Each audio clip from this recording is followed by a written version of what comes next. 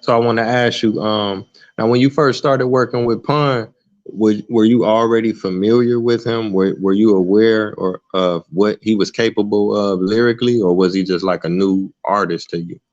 So it was a little bit of both. He was a new artist, and they had dropped the first promo single, "You're Not a Killer." If you go all the way back to that first single that came out, that was produced by Young Lord, and my cousin had bought the promo, and he was like, "Yo, this is one of the cats that's with Fat Joe that they signed," and that's how I got familiar with him initially.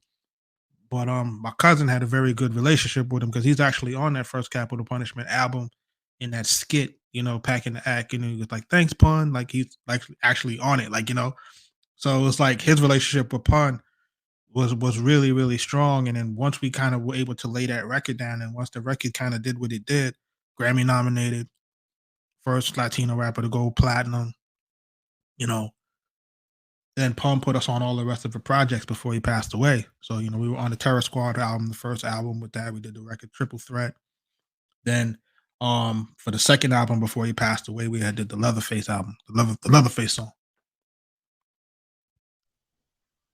Oh, okay, okay, man, that's historical. Like you say, he achieved so much greatness with that first album, and to be a part of that, man, that's a blessing. People dream of, you know what I'm saying? You don't. It's surreal. You don't even really realize that you're in that.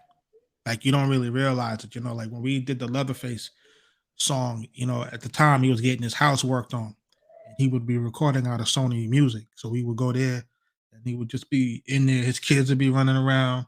You might see Remy or something like this. This is like what, 98. This is a long time ago. You know what I mean? So you would see these different things going on, and then it's just you didn't know that what you were really becoming a part of. You know what I mean?